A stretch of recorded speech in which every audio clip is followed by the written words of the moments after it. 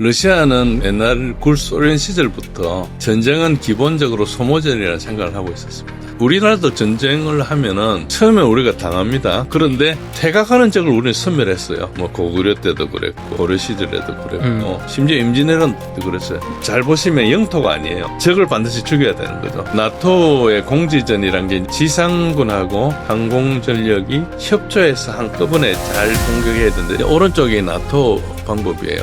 효과적이지 못하죠. 이게 잘 되면 엄청 좋은데 안 되는 환경에 걸려버리는 거죠.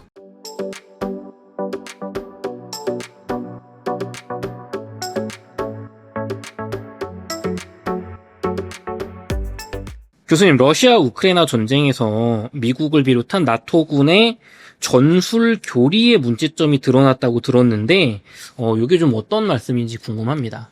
예, 이건 약간 어려운 말씀인데요. 우선 이제 러시아의 전쟁 사상을 좀 먼저 알 필요가 있는데, 그러니까 뭐 기동전이 없어진다 뭐 이런 이야기도 있고 하지만은 러시아는 옛날 굴소련 시절부터 1930년대죠. 그때부터 전쟁은 기본적으로 소모전이라는 생각을 하고 있었습니다. 그래서 이 사람들은 기동은 작전적 차원이나 전술적 차원에서 기동이 필요할 수는 있지만은 기동이 근본 아니다. 그러니까 유생 역량을 경멸해야 된다 이런 생각을 하고 있었어요. 이게 우리나라하고도 좀 비슷합니다. 우리나라 과거하고도. 근데 이 사람들이 이제 스탈린에 의해서 대거 숙청돼 버렸죠. 네. 그렇지만은 그 교리는 계속 발전했습니다. 저 사상 같은 거는. 그러니까 러시아는 그 땅이 굉장히 넓고 중심이 굉장히 깊기 때문에 상대를 끌어들이면은 전쟁을 할 수 있다. 그러니까 끌어들이고 보급을 잘라버리면은 이제 우리가 요리를 할 수 있다. 이런 생각을 가지고 있는 거예요.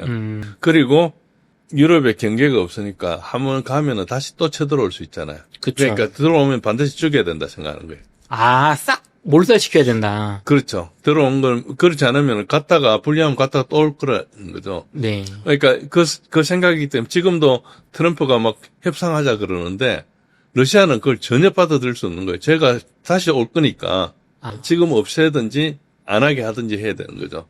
그러니까 다시는 전쟁을 안 하겠다 하면 그때 안 하는 거지. 완전히 없애려고 그러는 거예요. 그러니까 특히 이제 그 네오나치 이 세력이다 보니까 그런 거예요. 그래서 이제 우리나라도 전쟁을 하면은 처음에 우리가 당합니다. 네. 우리는 청야 입성이라 그래서 덜에 먹을 거 없이 다 하고 산으로 올라가 버리잖아요. 네. 그래가지고 이제 보급을 해야 되는데 먹을 게 없어가지고 쳐들어온 사람들이 이제 쫄쫄 굶다가 이제 가는 거죠. 그런데 퇴각하는 적을 우리는 섬멸했어요. 네. 뭐 고구려 때도 그랬고 고려 시절에도 그랬고 심지어 임진왜란 때도 그랬어요. 임진왜란 도망가는 일본군을 쫓아가지고 죽인 거죠. 그러니까 고구려 때 우리가 안시성 전투가 있었고 고려 때 살수대첩이나 이런 게 다 도망가는 사람 잡는 거예요. 그러니까 왜 그런가 하면은 쟤네들이 쳐들어와서 지금 힘들어서 가지만은 다시 온다는 거예요. 뭐 중국이 숫자가 많으니까. 어쨌든 다시 오니까 못 오게 하는 거죠. 똑같은 거예요.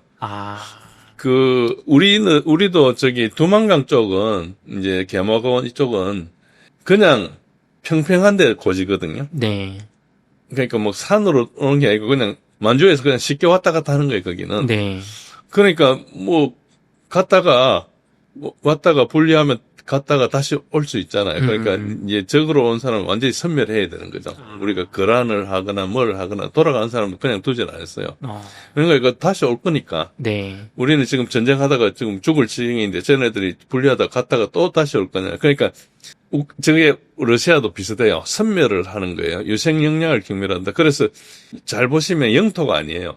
영토가 아니고 내 땅을 따먹는 것은 일시적으로 유리하면 딸 수도 있고 잃을 수도 있잖아요. 그런데 적을 반드시 죽여야 되는 거죠.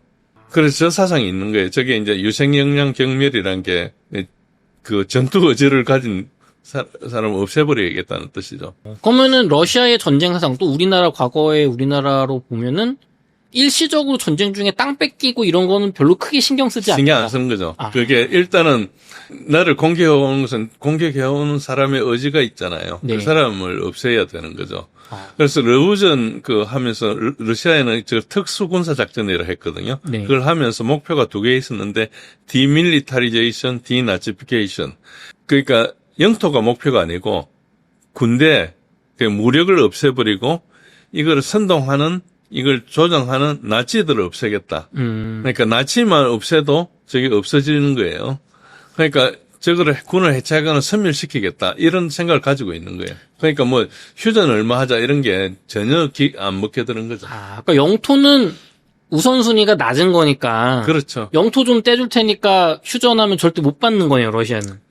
그렇죠. 그런데 서방에서는 영토를 이렇게 좀 차지하면은 굉장히 이긴 걸로 생각하거든요. 네.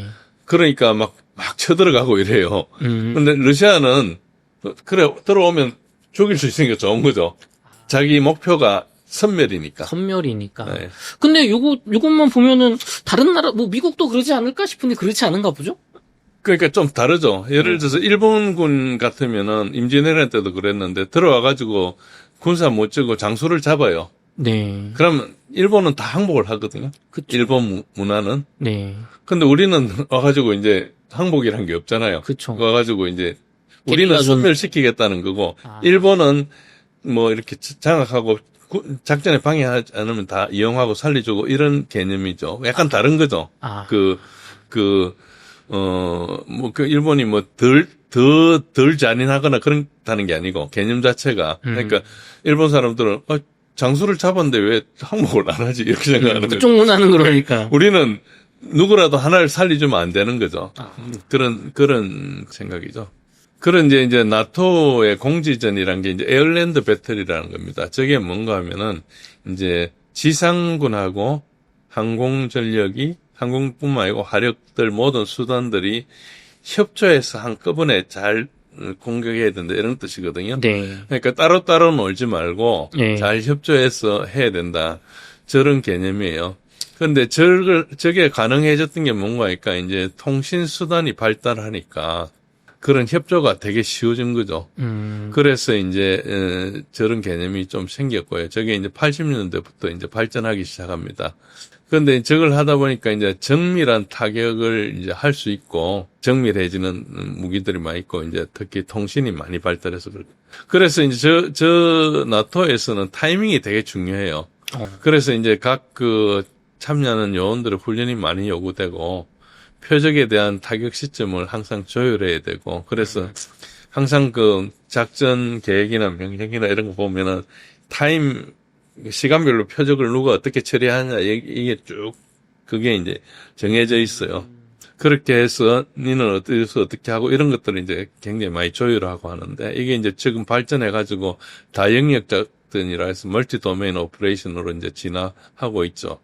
근데 저런 게 가능하려면은 이제 실시간 전술 데이터 링크가 잘 작동해야 돼요. 그러니까 탱크에서 잡은 표적을 비행기에 주기도 하고, 뭐 비행기에서 잡은 표적을 탱크한테 주기도 하고, 뭐 함정에서 받은 표적을 주기도 하고 이런 것들이 이제 일어나야 되죠. 위성을 통한 네트워크가 있으면 저게 이제 되잖아요. 전술 데이터 링크로 해서 이제 그래서 저런 것들이 이제 필요하고 저게 또 뭐 잘 되면 좋은 작전이에요. 그런데 이제 문제는 뭔가니까 러시아 우크라이나 전장 환경은 일단 굉장히 전장이 투명하다. 들어온 거 다 보이는 거죠. 그리고 이제 나토나 이런 데서 했던 작전들이 대부분 상대가 뭐 형편이 없은 상대였어요. 통합 방공망이 없거나. 네. 그다음에 이제 그러니까 C4ISR이 굉장히 약하거나. 예, C4ISR이라서 이제 거의 모든 정보를 다 이렇게 하는 겁니다. 그러니까 센서들을 모인 것들을 다 네트워크로 형성해가지고 하는 것이거든요. 그러니까 이제 C4ISR과 러시아의 C4ISR이 이제 같이 있는 거예요. 그러니까 러시아도 위성이 있고 미국만치 많지는 않지만 위성 정보가 있고 그 다음에 전부 다 네트워크를 형성해 놓은 상태고 러시아의 방공망도 굉장히 우수한 상태고 그런 상태에서 전쟁을 해야 되는 거예요. 그러면은 이제 나토군이 비행기를 타고 들어가서 작전을 해야 되잖아요. 네. 못 들어가. 그러면 비행기가 없으면 이제 다른 걸로 해야 되는 거죠. 네. 그러니까 이게 저런 공지전 교리를 하려면 이런 게 다 살아있어야 되는데 그중에 몇 개가 빠지는 거예요. 근데 왜 비행기가 폭격기나 전투기 이런 게 못 들어가나요? 방공망에 걸리니까. 러시아 방공망 지상 미사일 이런 게 세다. 예, 걸리니까 못 들어가는 거예요. 그러니까 이게 뭐 이라크나 이런 뭐 아프간 같은데 방공망이 없는 데는 들어가지만은 네. 북한만 해도요. 네. 통합 방공망이 있어요. 그래서 우리가 들어가면 금방 알거든요. 그러니까 이제 그 북한이 뭐 방공 무기가 우수한 거나 이제 굉장히 양적으로 수적으로 많거든요. 그러니까 이제 함부로 들어가면 이제 큰일 나는 거죠. 그러니까 통합 방공망이 있는 데는 들어가면 이제 안 된다고 봐야 되는 거죠. 그러니까 뭐 일본이나 한국이나 북한이나 중국이나 러시아나 이런 데 방공망이 빵빵하거든요. 네. 그러니까 이제 뭐 들어가면은 이제 큰일 나죠. 그런 데고요. 우크라이나가 이제 방공무기가 일찌감치 붕괴돼 버렸거든요. 그런데도 불구하고 러시아는 장거리 폭격을 합니다. 그러니까 러시아 영토에서 한 300km 밖에서 비행기가 날라와요. 300km, 500km 밖에서 날아와가지고 표적에서 한 150km 전에 떨어뜨려요, 폭탄을. 그 UMPK라고 해서 이제 제이담처럼 할강하는 키트를 달아가지고 이렇게 미리 떨어뜨립니다. 뭐 그래서 이제 장거리 파브를 쓰기도 하고 유도 무기를 쓰기도 하고 뭐 이렇게 해가지고 이제 표적에 명중하기 때문에 일단 굳이 표적 근처까지 갈 필요가 없는 거예요. 표적 근처에 가면은 그게 방공망이 걸리니까. 그래서 이제 저게 그 공지전을 하려면 공중이 살아 있어야 되는데 살아 있지가 않는 거죠. 그러니까 공지전이 아닌 상황에서 이제 결국 어떤 현상이 일어나는 거니까 여러 가지가 이제 타격 대상이 있어가지고 기동 장비뿐만 아니고 러시아는 이제 우크라이나의 야포, 박격포도 항상 보이면 때리거든요. 그러니까 뭐 어떤 현상이 일어나는 거니까 우크라이나 병사들이 가지고 있는 자기 무기들을 그냥 바로 쓰고 버리는 이런 문제를 이제 나토 출신 장군들이 계속 지적을 해요. 그런데 그게 왜 그런가 하면은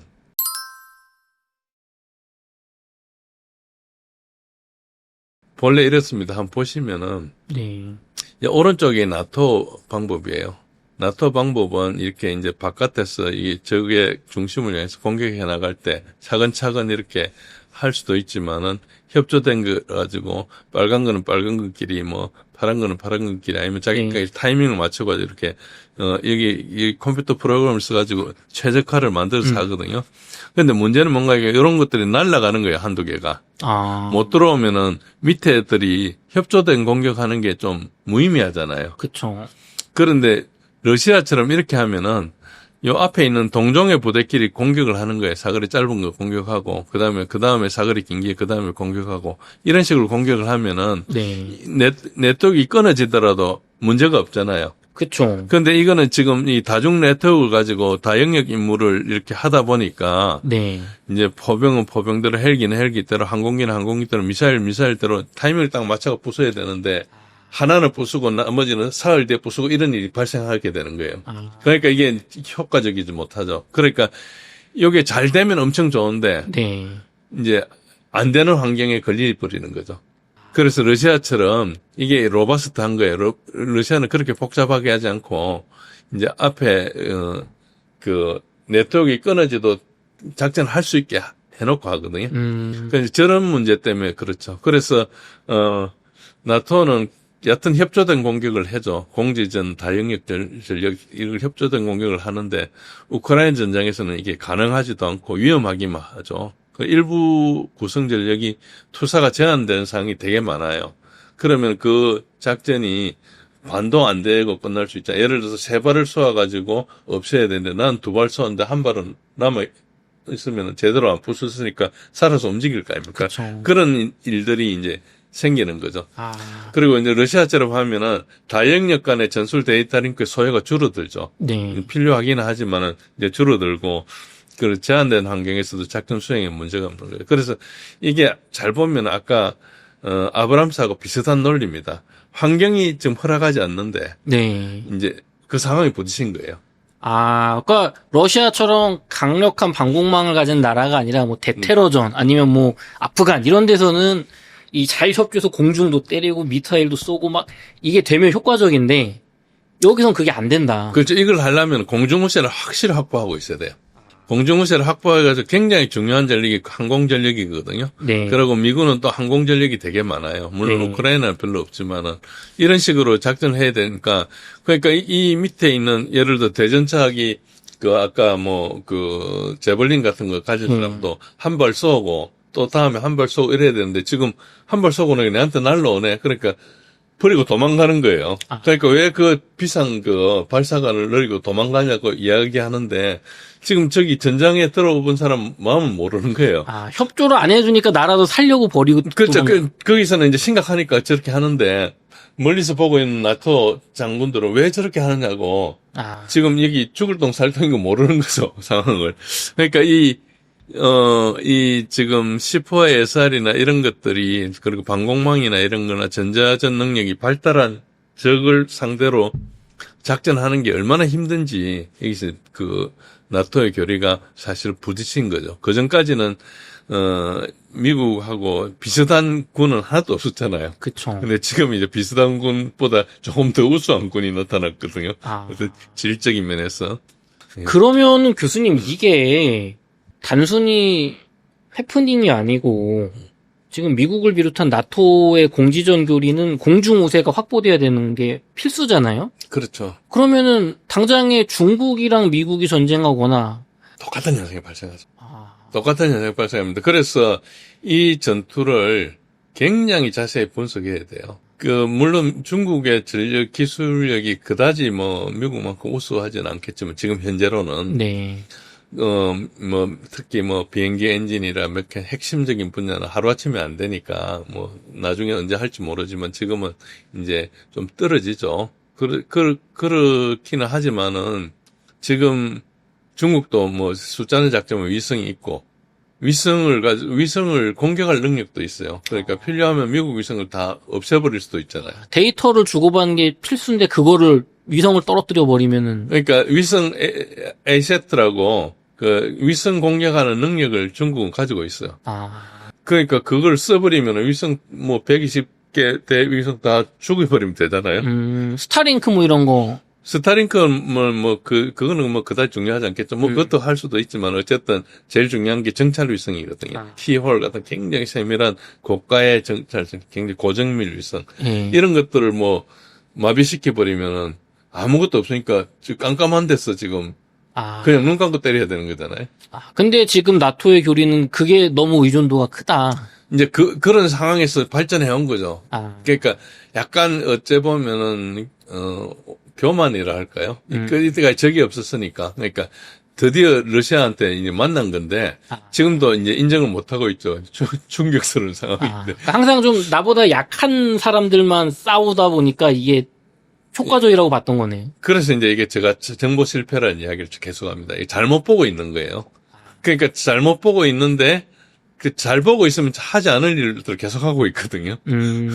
그래서 좋습니다. 그럼 박사님 또 마지막 질문 하나만 드려볼게요. 저희 생각에는 아니 그러면 스텔스 전투기 F-22, F-35 이런 거 좋은 거 많으니까 B2 폭격기 그런 걸로 공지전 하면은 되는 거 아니냐. 스텔스 전투기 그럴 때 써먹는 거 아니냐 이렇게 생각도 들거든요. 그러면은 이제 직접 전투가 되는 거죠. 현재까지는 우크라이나하고 러시아 싸우는 거로 돼 있잖아요. 뭘 이야기하든. 네. 그러면 F-35를 집어넣는다 싶다. 몇 가지 문제가 있는데 우선 F-35를 넣으려면 F-35 조종사를 넣어야 될 거 아니에요. 그쵸. 조종사, 우크라이나 조종사가 들어가야 되잖아요. 그쵸. 그거 만드는데 몇 년 걸리겠어요. 그러니까 들어가는데 이제 만약에 들어갔다 칩시다. 들어갔다 쳤을 때 만약에 F-35가 러시아 방공 레이더에 잡히면 어떻게 할 거예요? 지금은 안 잡히니까 스텔스 전투기인 거잖아요. 근데 러시아의 레이더 능력을 모르잖아요. 이게 잡힐지 안 잡힐지 실제로 테스트는 모르는 거예요. 러시아를 연구하는 사람은 이만하게 나타난다고 알고 있거든요. 좀 비공식적으로는 잡힌다. 다 잡힌다고 알고 있어요. 그 사건이 하나 있었어요. 그게 이제 터키에서 F-35를 이제 같이 공동 개발자였거든요. F-35 개발을 하는데 터키가 사드를 미국에 살려고 했어요. 미국에서 안 팔겠다 그랬거든요. 그래가지고 S-400을 살려고 했어요, 러시아가. 네. S-400을 사기로 했어. 그러니까 그 트럼프 일기 때인데 그러면 네 F-35 안 준다. F-35에 네가 개발하고 그걸 가지고 있으면 F-35의 약점 같은 거를 S-400에서 다 잡을 거 아니냐. 이제 그런 정보로 안 줬어요. 근데 그래가지고 결국은 이제 터키가 F-35에서 빠지고 자체적으로 전투기를 만들고 있어요. 네. 본래 터키가 거기 생산하기로 돼 있었거든요. 네. 그런데 이제 러시아는 그때 우리 F-35 다 잡는다 그랬어요. 그러니까 이게 뻥인지 아닌지 모르지만은 네. 전자전이 엄청 발달해 있잖아요. 네. 그러니까 이제 그래서 못 넣는 것도 있어요. F-35 같은 게 들어가가지고 잡히면은 F-35는 이제 다 팔아먹었거든요. 그러니까 엄청 리스크잖아요. 그쵸. 안 락히드 마틴은 망하는 거예요. 아, 스텔스기라고 샀는데 맨날 고장만 나고 나무 레이더에 푹 잡히면은 그게 안 잡히면은 다행인데, 만약에 러시아 말대로 이게 탐지가 되면 지금 팔아먹은 거 다 물어주게 생겼으니까. 예, 그래서 이제 러시아의 기술을 모르니까 지금 되게 답답하죠. 그럴 수 있겠네요. 실제로 러시아를 무시했다가 지금 첨단 유도무기가 다 전자전에 제밍당하고 있는 걸 보면 충분히 개연성이 있는 것 같습니다. 박사님, 그럼 저희 이어서 예. 러시아의 미사일 능력 그리고 극초음속 미사일이 미국을 압도한다고 하는데 그 이야기를 나눠보도록 하겠습니다. 예.